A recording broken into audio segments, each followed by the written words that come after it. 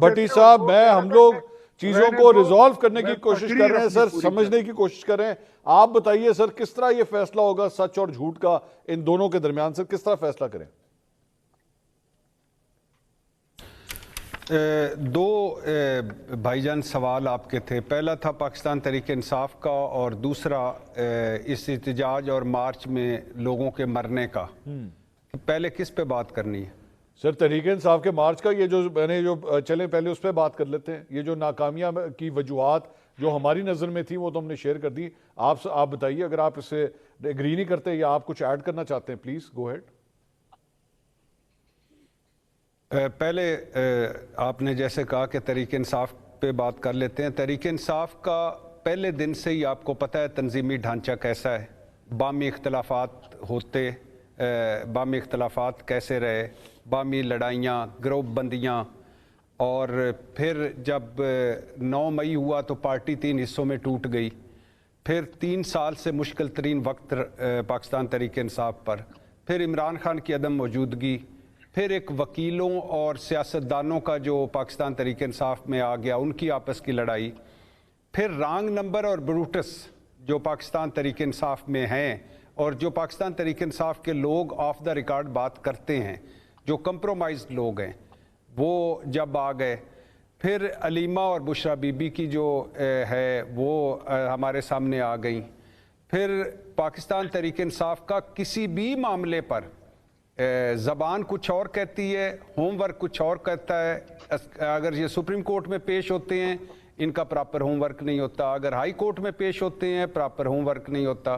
لیکن جب T V چینلوں پر بیٹھتے ہیں تو لگتا یوں ہے کہ جیسے بس یہ کل جائیں گے عدالت میں اور ملیا میٹ کر دیں گے، لیکن جب وہاں جاتے ہیں تو کچھ بھی نہیں پاس ہوتا. پھر 18 بار، ابھی شعیب سعید صاحب کہہ رہے تھے کہ شاید وہ جواب انہوں نے دیے ہی نہیں، لیکن 18 بار عمران خان کہہ چکے ہیں کہ خدا کے لیے پارٹی میں اختلافات نہ پیدا کرو، آپس میں مل کر ہمیں جس سے لڑنا ہے اس سے لڑیں، آپس میں نہ لڑیں.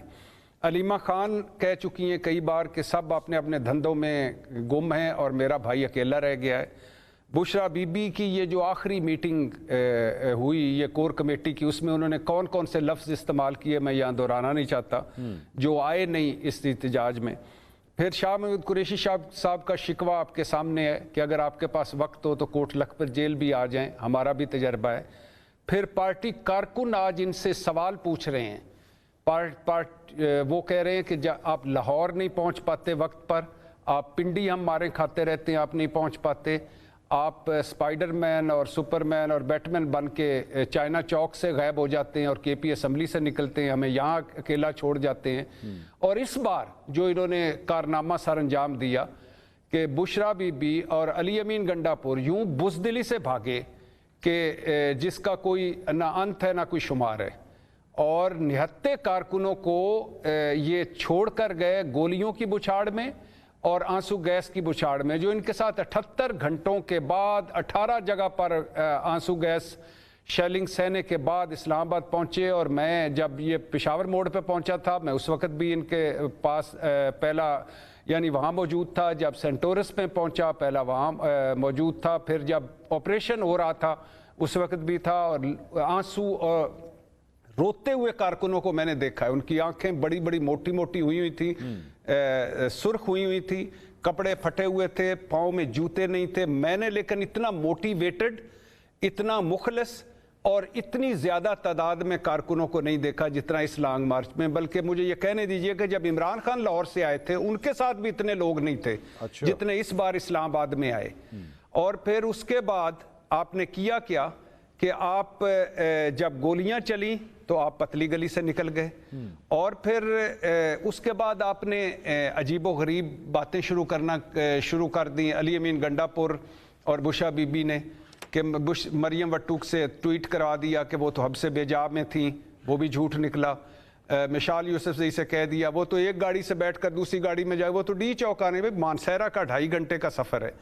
پھر میں ان سے یہ میچ فکس کر کے آئے تھے یا بزدل نکلے، اس میں کوئی کنفرم نہیں ہے. لیکن جب یہ 5 قافلے منصور بھائی اندر داخل ہوئے اسلام آباد کے تو اس وقت مزید سختی کر دی تھی حکومت نے. جو 2-4 رستے اسلام آباد کے تھے وہ بند کر دیے, جو 2-4 ہمارے لیے بھی تھے. پھر ہم پیدل پھرتے رہے. اچھا, یعنی ہم آفس جانے کے لیے بھی کوئی رستہ نہیں تھا. اور موٹر وے سخت, جی ٹی روڈ سخت. اور پھر یہ قافلہ 4 گاڑیوں کا مانسہرے کیسے پہنچا, یہ بھی بڑا سوال ہے. اور پھر سہیل وڑائچ صاحب کا کالم کہ ایک جگہ شناخت ہو گئی کہ یہ بشرا بی بی ایک پولیس ناکے پہ, تو انہوں نے فون کیا تو ان کو کہا جانے دیں. مطلب کہ یا تو یہ بھی ہو سکتا ہے کہ زیرو سے ہیرو نہ ہو جائیں یا گرفتار نہ ہو جائیں, یہ بھی ہو سکتا ہے کہ انہوں نے جانا ہی تھا. اس میں انہوں نے بھٹی صاحب لکھا ہوا ہے کہ اسی وجہ سے چھوڑ دیا گیا کہ کہیں ہیروئن نہ بن جائیں, یہ لفظ انہوں نے لکھا ہے. اور میں آپ کو اوتھینٹیکیٹ کر کے اتنی بات بتا سکتا ہوں کہ سہیل وڑائچ صاحب کے پاس آج کل جو کبوتر ہے وہ خبر بالکل ایکوریٹ لے کر آتا ہے. مجھے پتا ہے وہ کبوتر کون ہے, وہ بالکل خبر ایکوریٹ خبر لے کر آتا ہے. ہاں لیکن منصور بھائی یہ تو ایک تھا نا, یہ تو ایک تھا. میں کہتا ہوں کہ اللہ کا شکر ادا کرے یہ حکومت, اللہ کا فضل ادا کرے یہ حکومت.